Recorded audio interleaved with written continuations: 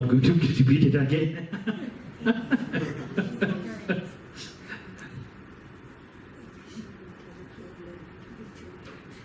בעברית זה גישה מנטלית בלתי הולמת. Okay, you got it in Hebrew, and you got it in English. Okay. לא הולמת.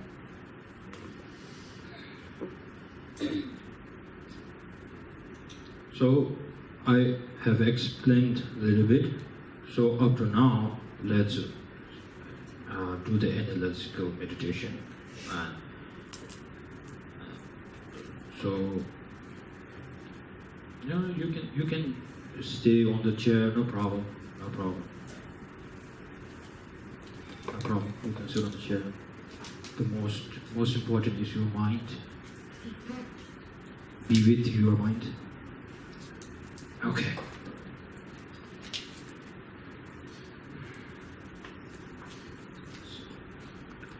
So imagine you just had a fight and you are not happy. Your friend is not happy. And now you got back to your house and now you are sitting on your bed or chair, and now you are asking yourself, dear me,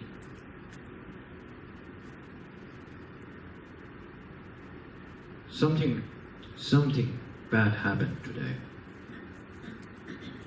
and now I'm here to check and analyze that how did this happen. So he says something bad to me. Okay. So it really hurts me.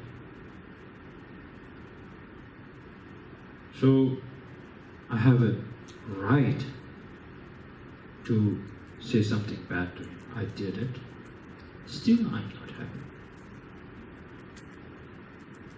Now most thing, it really hurt because he says something bad to me. Still it's there.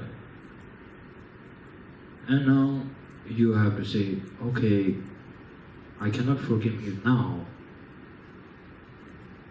because I'm still hurt. I'm hurt because he says he's not supposed to say such thing towards me. Okay? And you might not say I'm the most important, but you are feeling it. Yes, I'm important. Yes, there's nothing wrong with that. But then, why unhappy? You said something already bad, so you should be happy now. And still you are unhappy. Now you should check this kind of very important I. Where is that kind of I? So please check to 5 aggregates.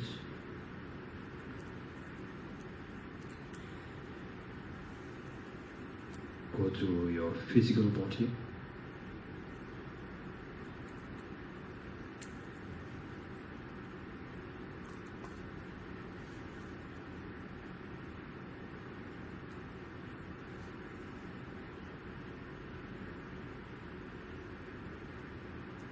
You got nothing. So now go through your feelings.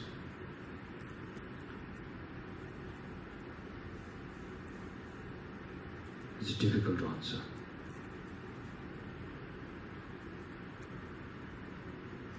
And then go to the consciousness now.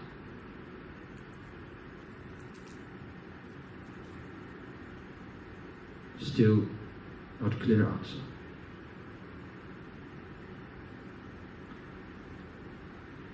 And then, what's left now? What is, what did you say about that? No discrimination. So you can't find that either. And then composition of mental factors, right? Factors.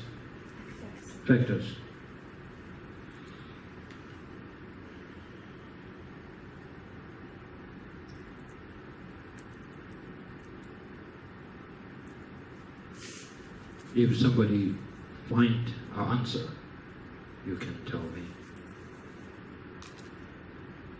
It's difficult.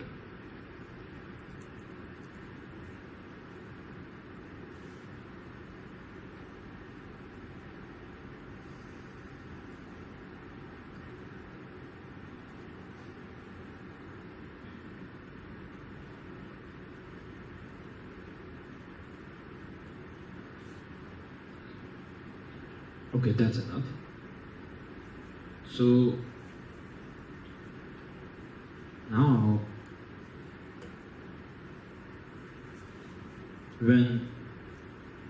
if you are really, if this kind of meditation did work on you or not, you find right after this meditation, you feel little bit kind of a stupidness, what do we call it? Yeah, this is now stupidness. I don't know. Little bit stupid. Oh, maybe I did. My reaction was too much.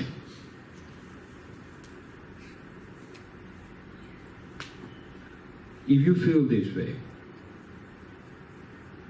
then you are actually getting near to the analyzing. Where is I? That's the purpose, right?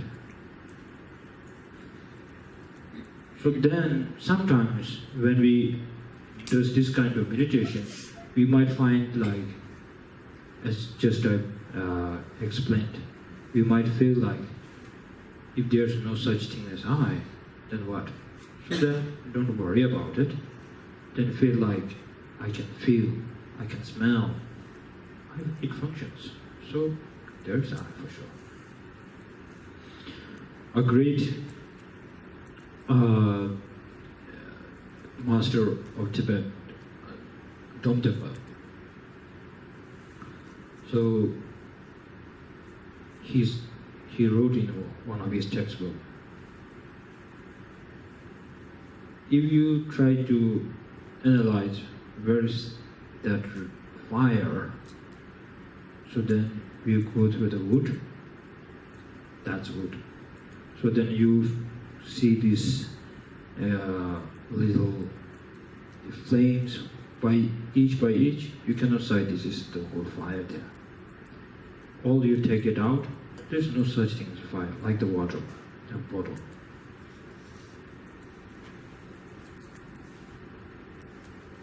But when you put your hand into this fire, it burns your hand. So, the first one is ultimate truth. The second one, which it functions like this, is the conventional truth.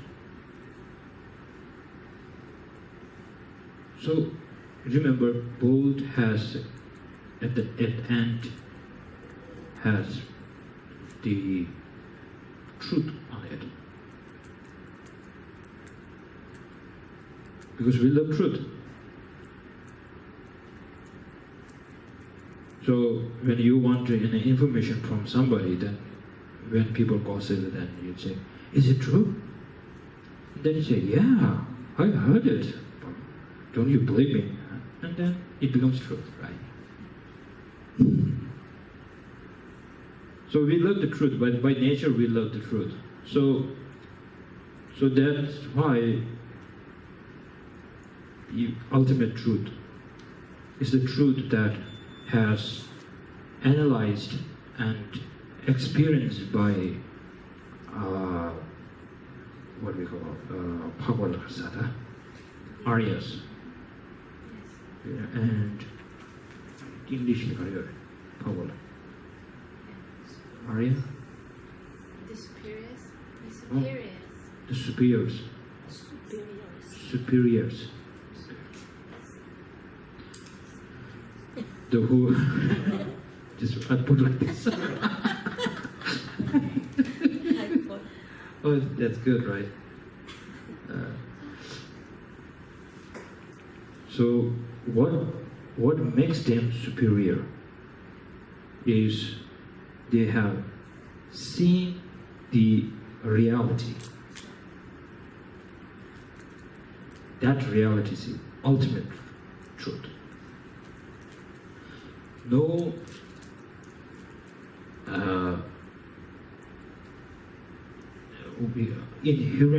inherent existence by its own, whether it's a person or the phenomena. So they have realized it directly, seen directly, so that makes them superior.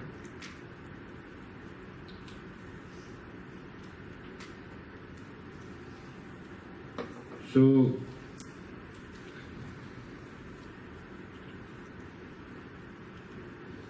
whether it's to become superior or not, but if it helps us to calm down with this, calm down, and then it gives us an opportunity to face our problem, then we should buy it. Otherwise, back to same style, go to high in the mountain, take a breathe, and then come down, same problem. Because you cannot face the problem. And then loneliness, right? It's a big problem because people these days, if you say, I'm the most important, the whole family will go, I'm important. Nobody will take you important because they have already taken their self-important. And then there's no common ground. There's no way to talk. And then the best solution is to keep away. And once a month or once a week they meet. And the friendship goes away, right? So then you feel very lonely. Actually, I'm thinking, it's my opinion. So you can say yes, you can no on my opinion, for sure. So once you don't challenge with this kind of attitude of yours, so then it is really hard to get a good friendship.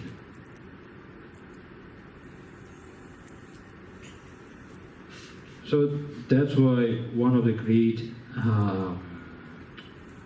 masters of Kadamba, I thought I said that already yesterday, Geshe Lungri Thapa. He said, I treasure whole sentient beings. Yeah,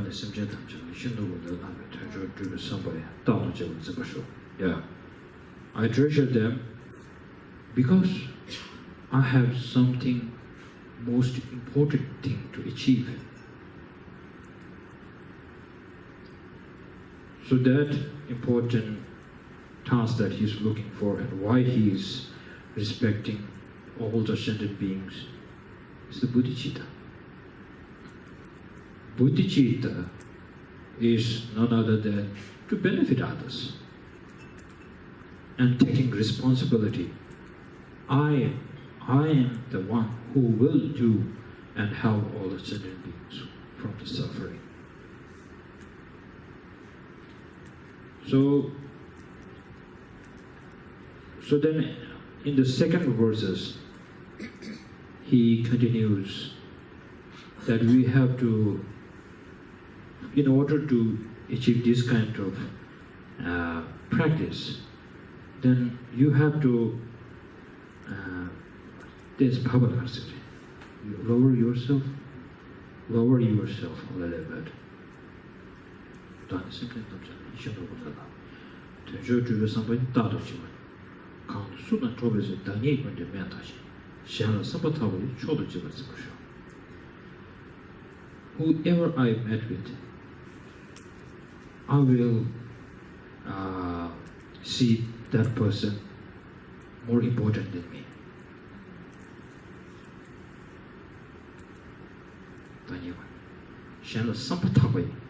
This word is very, very strong. Sampatagwa. From the depth of, right? From the depth of my heart. Now, these days we do more like business, right? For your own good, right? But this practice is something that you have to do. This is not for temporary. This is lifetime long. So that's why it should be very pure. So that's why he's saying whenever I engage with somebody, encounter with anybody, I will lower myself in order to put them in most important place. So, like these verses. So then you will,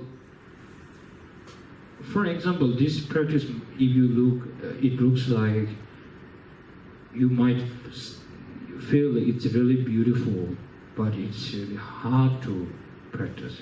But we are practicing this. So we are not doing that to adults, actually. We feel like we're same level. So when we, with our kids, babies, we sacrifice a lot for them, right? We respect them. And then so much love towards them. Because we think they are the most important. So you already know that technique. But you are not putting the adults there. Because you're like, he's a grown man.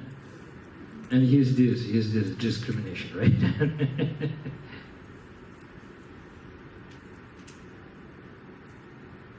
So, one of the great master has said, in order to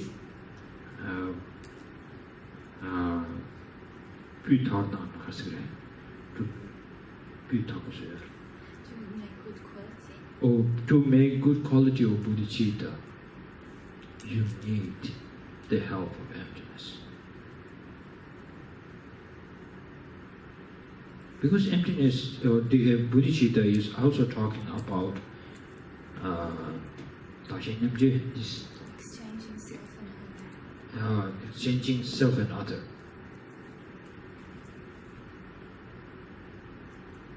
But then don't get mistaken, because when we think lower yourself is something a little bit stupid. Why I need to bow this person? Why I need to respect my enemy? I'm not saying you have to get out of your seat and offer that seat to the other person. No. I'm not saying like this. I'm saying make a space in your heart.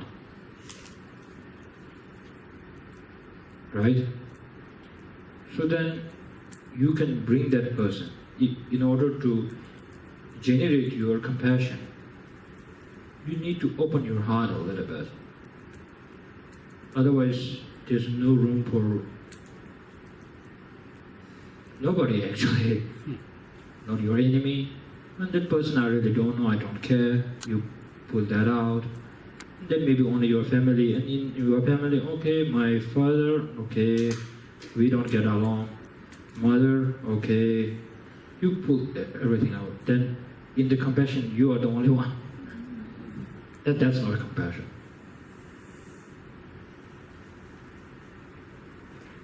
So to exchange, what is the obstacle that you cannot exchange? That solid eye. You're so struck, like you are glued. And then you really don't want to let it go. So now once kind of this analytical meditation, what we just did, if you do that, slowly you will get a place for other sentient beings to put in your heart. Because you yourself has lowered and you have already found a place for them. That's why I just mentioned that emptiness, going through the emptiness or analyzing on emptiness or meditating on emptiness make good quality of bodhicitta. What do you call bodhicitta in English? The heart of enlightenment. The heart The of mind it. of enlightenment. What's that? The mind of enlightenment. Wakening mind? Awakening mind. Okay, awakening Mind of mind. enlightenment. Mind of the enlightenment. So in a Tibetan, I really don't know in English or I don't think there's this word now. In a Tibetan, we call semkye. So see how my hand worked? Sem is the chitta. Chitta is the mind. And I did this to make wider, make a room, make bigger. So that's semkye. So this is bodhicitta. Up to here now, see? I cannot go like this.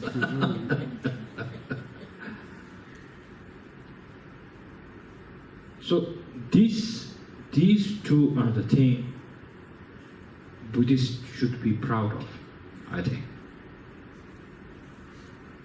Because this kind of practice, the first, like knowing the emptiness quite well, will show you the true color of this delusion, right? Delusion.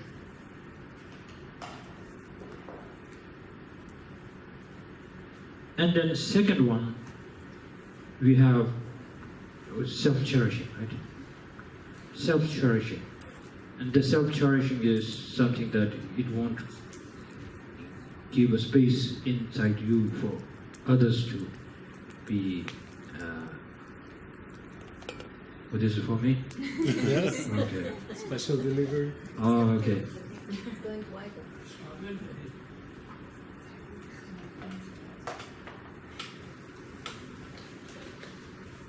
Okay, number one is. Oh yes, that's good. That's called bodhicitta. This way.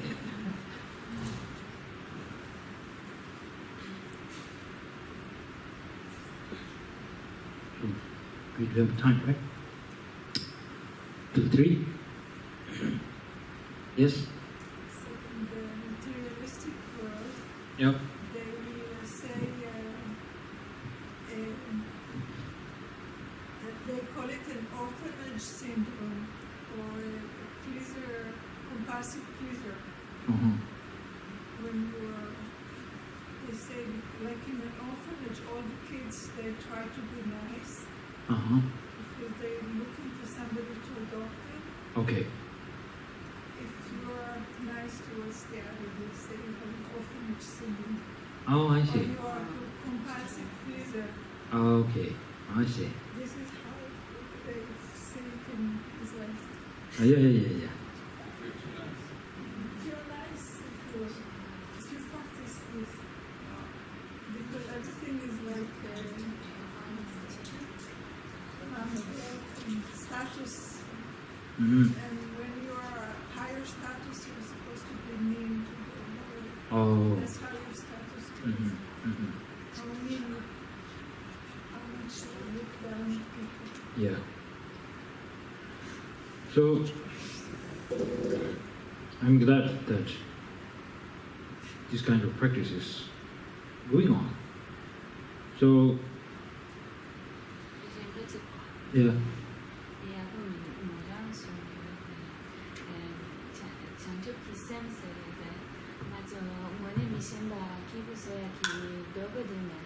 Ale.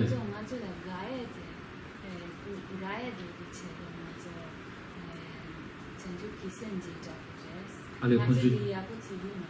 Ale. Oui. Mm-hmm. Yeah. So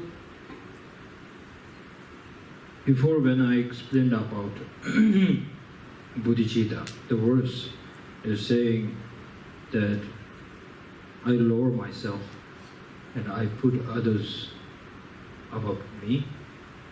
So in order to I treasure them, because through that I can practice a lot. So then I put the word depth of my heart, sincerely, right? So if you see some benefit, right? So then you will do it. So if you see only benefit for yourself, then you don't care about others. So mostly this is business. Business of what? This is good work. But here, the practitioner is not looking for a business. He's offering more and taking less.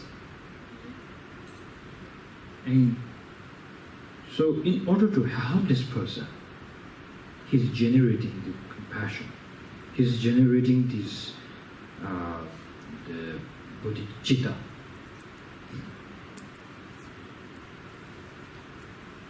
So once you don't see any benefit, nobody will do this kind of practice.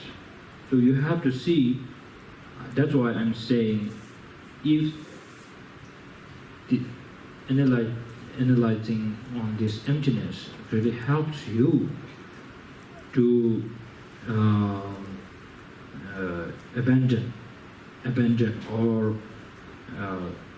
overcome what you're suffering. So if this kind of medicine works, so then automatically if you have a great compassion, then you will give it to the person who really needs it. So maybe there are some people, they might not give it. That's called self-cherishing. So in order to get rid of this self-cherishing, then you have to see the good qualities of bodhicitta. Once you have it, and you have a bigger room for everybody, and you are friends of everybody. That's why His Holiness Dalai Lama, whenever he goes, he says, I'm one of everybody here. I don't feel I am the Dalai Lama. He never takes this THE.